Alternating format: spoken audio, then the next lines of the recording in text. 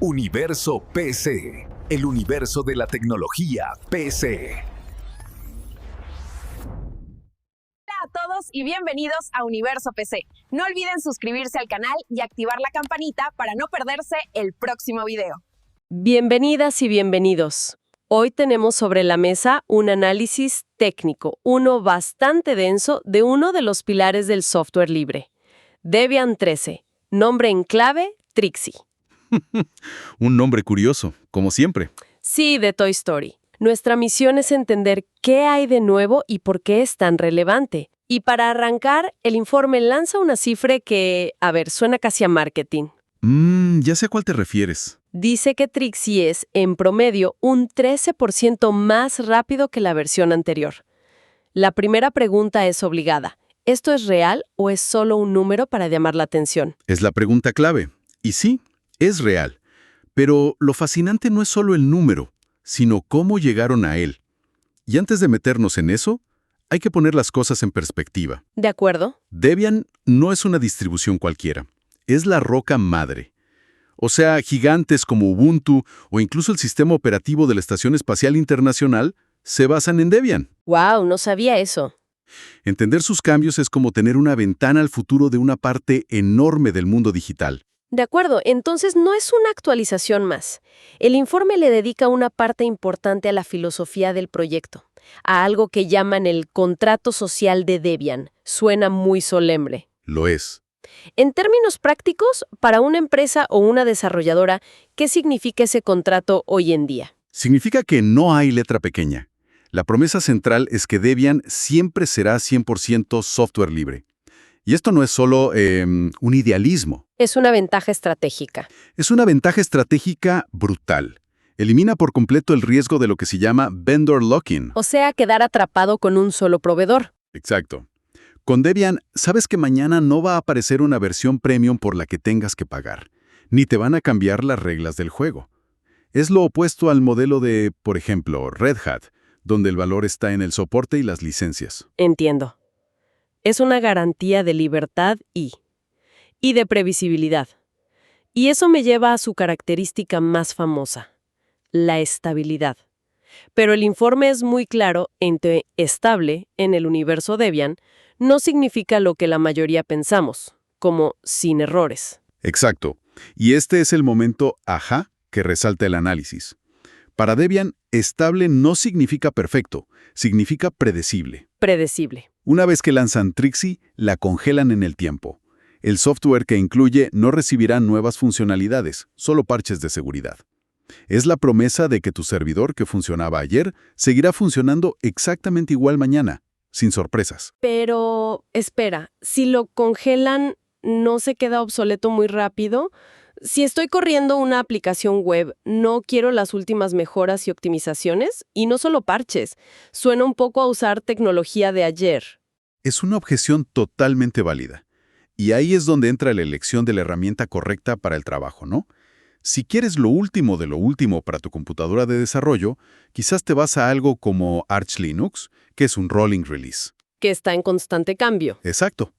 Pero si tienes 100 servidores que gestionan la facturación de una empresa, la última cosa que quieres es que una actualización te cambie el comportamiento de una librería y te rompa el sistema. La estabilidad de Debian es una característica de diseño. Es aburrida en el mejor sentido de la palabra. Entiendo. Entonces la estabilidad es una filosofía de cero sorpresas.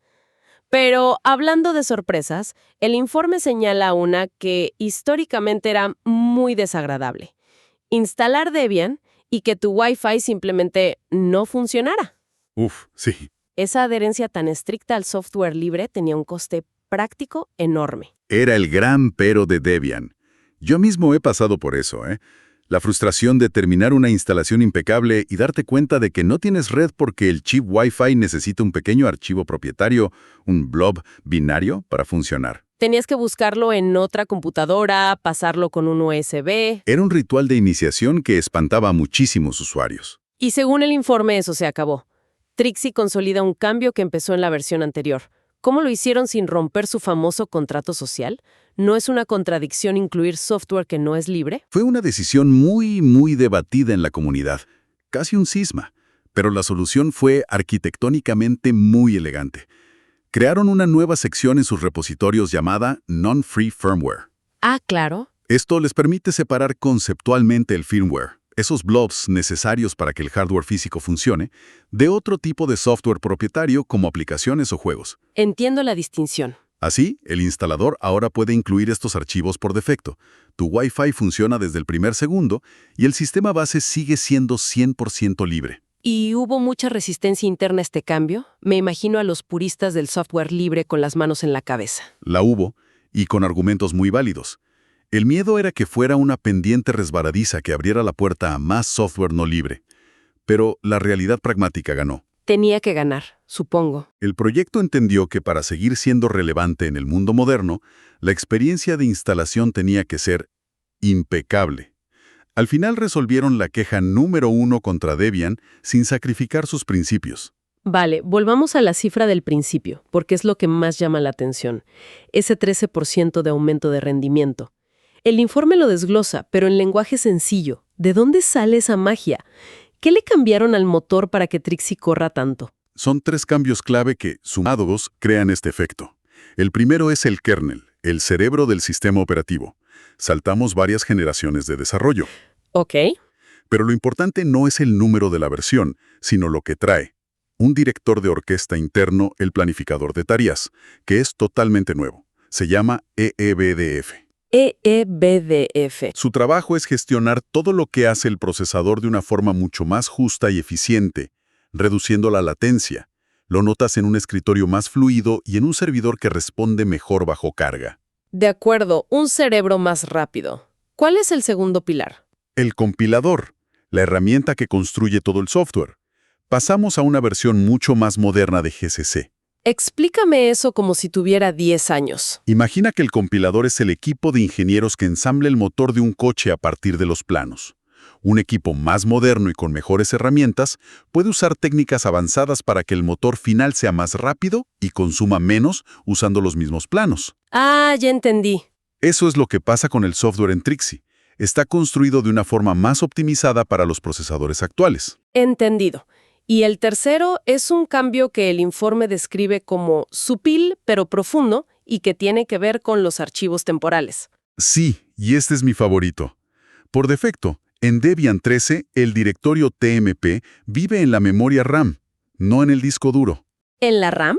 Sí, con una tecnología llamada TMP-FS. La consecuencia es que cualquier programa que necesite escribir y leer muchos archivos temporales, como al compilar código o descomprimir un archivo grande, lo hace a una velocidad brutal, porque la RAM es órdenes de magnitud más rápida que el mejor SSD. Espera un momento. Si mi navegador ya consume casi toda la RAM que tengo, ¿no es esto una receta para el desastre? ¿Qué pasa si una aplicación empieza a escribir archivos temporales como loca y se come toda la memoria? ¿No podría colgarse todo el sistema? Esa es la pregunta del millón. Y el informe lo aborda. Es una apuesta clara por el hardware moderno. Para la mayoría de los equipos de hoy, con 8, 16 o más gigas de RAM, no es un problema. Pero sí, es una advertencia muy clara para sistemas más antiguos o servidores con muy poca memoria, digamos menos de 2 gigas. En esos casos, es un cambio que podría causar inestabilidad y que el administrador tendría que revertir manualmente. Es una optimización pues que beneficia al 95% a costa de un pequeño riesgo para el 5% restante. pasemos a otro tema, que según el informe va a afectar directamente a muchos desarrolladores. Describe un escenario que me resulta familiar. Intentas instalar una herramienta de Python con el típico comando sudo pip install. El famoso comando. Y de repente Trixie te da un error. Entorno gestionado externamente. Se siente como si el sistema operativo te estuviera regañando. Te está regañando, pero con razón. Es una medida de protección. Te lo digo por experiencia. He pasado fines de semana enteros reparando servidores donde alguien, con la mejor intención, ejecutó un sudo pip install para actualizar una librería y sin saberlo rompió el gestor de paquetes del sistema. Un dolor de cabeza. Monumental. Entiendo el punto de proteger el sistema, pero para alguien con experiencia, ¿no se siente un poco como si te tratara con condescendencia? ¿Como si te pusieran rueditas en la bicicleta por si acaso? Totalmente. La sensación es esa. Pero es una medida de salud pública digital. Este cambio, que sigue una recomendación oficial de Python llamada PEP 668, fuerza a todo el mundo, digamos, a usar buenas prácticas. Protege la integridad del sistema base, que es la promesa fundamental de Debian. Entonces, si ya no podemos usar ese atajo, ¿cuáles son las vías correctas que propone el informe? Son 3, principalmente. La regla de oro. Si el paquete que necesitas está en los repositorios de Debian, como Python 3- lo que sea, usa siempre ese. Está probado e integrado. Ok, primera opción. Segundo, para tus propios proyectos, la práctica obligatoria es usar entornos virtuales con VEMP. Esto aísla las dependencias de tu proyecto para que no contaminen el sistema. ¿Y la tercera? Y tercero, si quieres instalar una aplicación de línea de comandos hecha en Python, como Ansible o YT-DLP, la herramienta perfecta es pipx. La instala en su propio entorno aislado, haciéndola disponible globalmente pero sin riesgos. Hablando de riesgos, el informe menciona una opción nuclear para saltarse esta protección. Sí, la bandera Break System Packages. El propio nombre ya es una advertencia. Suena peligroso. Usarla es como quitarle el seguro a un arma. Puede que en una situación desesperada te sirva, pero lo más probable es que acabes disparándote en el pie. En un servidor de producción es algo que nunca deberías hacer. Hemos hablado mucho de servidores, pero Debian también es un sistema de escritorio fantástico. ¿Qué trae Strixie para quien lo use en su día a día? Hay saltos generacionales en los dos entornos de escritorio más populares. Por un lado, GNOME salta a la versión 48. Es un avance enorme. ¿Qué significa eso en la práctica? Significa un soporte mucho más maduro para Wayland, que es el futuro de cómo se dibujan las ventanas en Linux, y una experiencia vainilla. Esto es importante. Es GNOME tal como lo diseñaron sus creadores, limpio sin las modificaciones que otras distribuciones como Ubuntu le ponen encima. Y para los fans de la otra gran alternativa, KDE, Reciben KDE Plasma 6.3, que completa su transición a la nueva base tecnológica Qt6. También usa Wayland por defecto, lo que mejora mucho la experiencia con varios monitores. Y lo más interesante es cómo desafía el viejo mito de que KDE es pesado. Ah, sí, siempre se dijo eso. Bueno, pues su consumo de memoria en reposo es ahora increíblemente bajo. Compite de tú a tú con entornos considerados mucho más ligeros. Ha mudado completamente esa piel. Pero siempre que se habla de escritorio Linux, surge el mismo fantasma. Los drivers de NVIDIA. ¿Cómo está la situación en Trixie? El informe lo califica de complicado, y es la palabra justa. NVIDIA ha dividido sus drivers. Los más nuevos son para el hardware moderno, de la serie RTX 2000 en adelante. El problema real, y es una advertencia seria, es para el hardware un poco más antiguo pero todavía muy popular. Como la GTX 1060, por ejemplo. Exacto, o la serie 900. Entonces, si tengo una de esas tarjetas, que siguen siendo muy capaces, estoy en problemas con Debian 13. ¿Podría una actualización dejarme con una pantalla en negro? El riesgo es real. Es posible que los drivers nuevos simplemente no funcionen, obligando a buscar paquetes legacy específicos. Hay que tener mucho cuidado al actualizar, porque sí, podrías reiniciar y encontrarte con que no tienes entorno gráfico. ¿Qué problema? Es una forma de obsolescencia programada por parte del fabricante de hardware, que impacta directamente a los usuarios de Linux. Con todo esto sobre la mesa, llegamos a la decisión estratégica. Si soy la responsable de tecnología en una empresa, estoy mirando Debian, RHEL y Ubuntu Server. ¿Cómo me ayuda el informe a decidir? Lo resume de forma muy pragmática. Eliges Red Hat si necesitas un contrato de soporte con garantías de servicio 24/7, o si usas software como SAP u Oracle que certifica su funcionamiento sobre RHEL. ¿Y Debian? Eliges Debian cuando vas a desplegar infraestructura a gran escala y el coste de miles de licencias de RHEL es prohibitivo. Y la elección entre Debian y su hijo más famoso, Ubuntu Server. A primera vista parecen muy similares. La diferencia fundamental hoy en día es filosófica y técnica. Muchos administradores eligen Debian para tener un sistema base lo más limpio y minimalista posible. La gran crítica hacia Ubuntu ha sido su insistencia en imponer su tecnología de paquetes Snap. Que a muchos no les gusta. A muchos en la comunidad no. La ven como una solución centralizada y menos eficiente. Si buscas una experiencia Linux pura, Debian es la elección. Para terminar la comparación, Debian contra el favorito de los entusiastas, Arch Linux. Son polos opuestos. Arch es para el que disfruta experimentando. Quiere tener siempre la última versión de todo y ve el mantenimiento constante como parte de la diversión. Debian Stable es para entornos donde la fiabilidad es la máxima prioridad. No quiere sorpresas. Quieres que funcione, siempre. Exacto. En resumen, Debian 13 Trixie se perfila como una evolución muy inteligente. Es más fácil de usar que nunca gracias al cambio en el firmware. Por fin. Es mediblemente más rápido por las mejoras internas y mantiene intacta su legendaria y predecible estabilidad. Exacto.